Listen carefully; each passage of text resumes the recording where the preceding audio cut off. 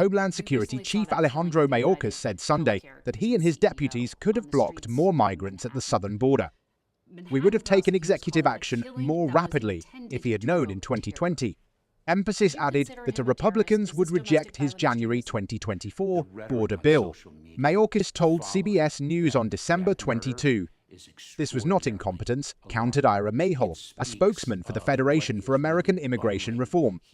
This was a deliberate plan to remake the country through immigration. McKinney's party were trying to create a political situation where they thought they could force the Republicans to capitulate and basically codify open borders," said Melman.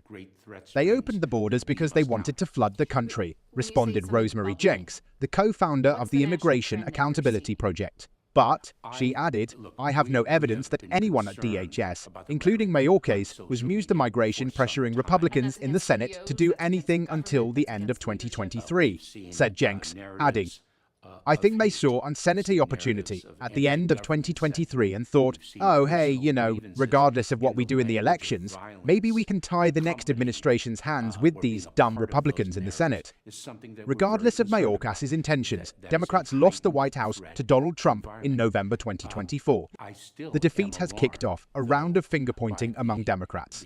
Various pro-migration advocates are blaming a Latino pollster or dissatisfaction with the economy, or grassroots activists, or bad messaging by Democrats. That's an internal battle that the Democrats are going to have to fight out amongst themselves, Melman said, adding, "The issue for the country is how do we undo the damage that has been done over the past 4 years and prevent it from happening again." Mayorkas welcomed roughly 9 million inadmissible migrants, plus several million legal migrants and temporary workers. Mayorkas' admission came when CBS host Margaret Brennan asked him why he allowed 3 years of mass migration before adopting tighter policies, including a border deal with Mexico's government just before the 2024 election. Why wait until 5 months before the U.S. election to put in place those asylum restrictions that did cut off the migrant flow that ended the crisis? Mayorkas responded by saying the GOP rejected his request for additional funds, adding, "We then turned to the bipartisan negotiations, which proved successful, which were then killed in February 2024. The result of it, a really terrific solution, was killed by irresponsible politics." Looking back now in hindsight, in 2020, if we had known that irresponsible politics would have killed what was clearly a meritorious effort and a meritorious result, perhaps we would have taken executive action more rapidly, emphasis added. Mayorkas did not say he used his migrant welcome to jam the GOP into signing the Senate bill, even as he repeatedly portrayed his migration bill as the fix for his easy migration policy. But his bill would have allowed Mayorkas to claim tightened border security, while also massively accelerating the inflow of newly legal migrants for many years. "It was the bill's own deep flaws that killed it," said Melman, adding, "It was not an immigration enforcement bill. It was a complete subterfuge because it basically codified what was going on already. Everything Mayorkas had done would have been legal at that point, so it still would have had the same deleterious effects on the American people, and that's why it was killed." Mayorkas' strategy. "Mayorkas is not crazy. He's just ideologically driven," said Melman. "He has for the past 4 years carried out these progressive pro-migration policies, and nobody was there in the White House or Congress to say, stop." There is growing evidence that President Joe Biden's age-related decline made it difficult for him to keep his appointees under. For example, the evidence suggests that Biden gave up fighting against Mayorkas in March 2021, when Kamala Harris accepted and then refused Biden's request that she become his border. Since the election defeat, Mayorkas is trying to make sure that, he doesn't take the blame for the immigration policy that helped defeat Harris, said Mel. He's saying, "I tried, the Republicans wouldn't work with me, that was the cause of it. You always see this going on at the end of administrations where everybody's concerned about their legacy. He's no different, obviously. He wants somebody else to take the blame when he was the Secretary of Homeland Security. He was the architect of the policy. He did answer to the president. But Mayorkas certainly was the architect of this crisis. Mayorkas is a zealous pro-migration progress who has allied himself with like-minded investors at Mark Zuckerberg's pseudo-US lobby group. He repeatedly explained that he supports more migration because of his sympathy for migrants and his support for equity between Americans and foreigners. He also justified his welcome for migrants by saying his priorities are above the law.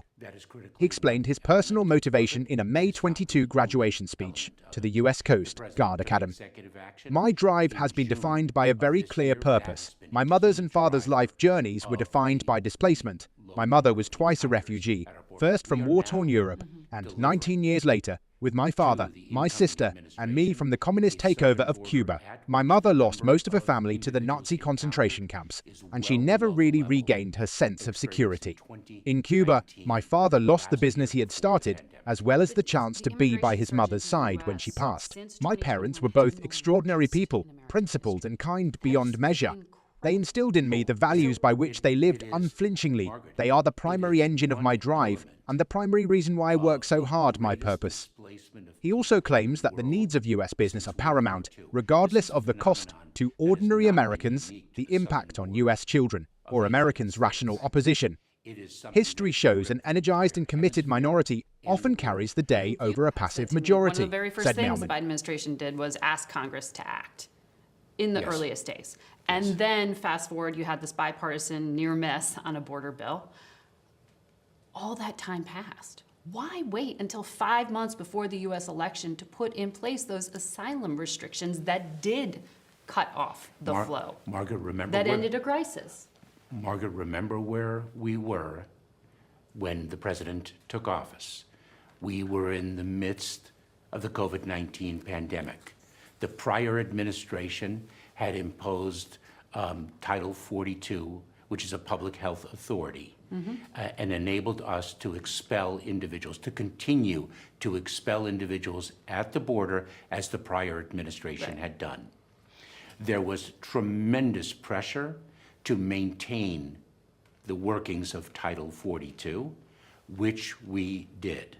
That held until May of 2023. We then turned to Congress and we asked for supplemental funding that was desperately needed to make our administration of a broken immigration system work much better. We were denied. We went back to Congress a second time and requested supplemental funding. Denied. We then turned to the bipartisan negotiations, which proved successful, which were then killed. The result of it, a really terrific solution, was killed by irresponsible politics.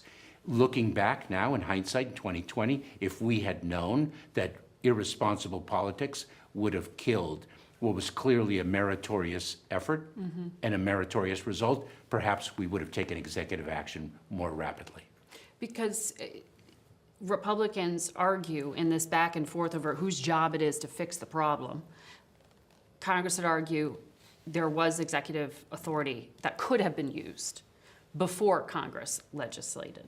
And they point back to the crisis starting at day one when Trump-era immigration policy was peeled back, remain in Mexico, the 100-day moratorium on most deportations that was announced, the halt to wall construction.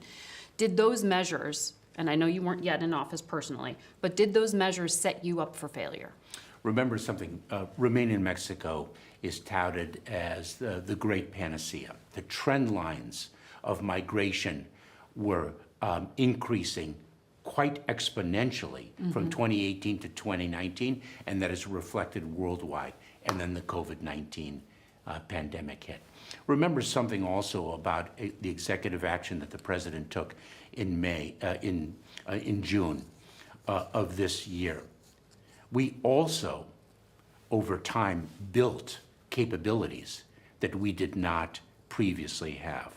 Not just domestically, the number of facilities that we stood up, the ability to transport individuals and decompress areas that were experiencing surges of individuals, but our negotiations with Mexico, with other countries in Latin America, and around the world. We are now removing or returning more individuals in 3 years than the prior administration did in 4. And we are doing so not only greater in volume, but greater in speed because of the negotiations with other countries, and to more countries than it has ever been the case. But why didn't we hear more about those enforcement actions during the election cycle when immigration was so key? Margaret, we've been executing on enforcement at an unprecedented level throughout this administration, and ICE just published data that evidences that quite powerfully. But that data you just cited shows deportation of migrants is at a 10-year high under President Biden, a 10-year high. So what shifted at DHS that prompted this deportation of more than, 200,000 unauthorized migrants from the United States this year? That's one of the highest numbers in recent years. Margaret? If Congress didn't give you the power, how did you do it?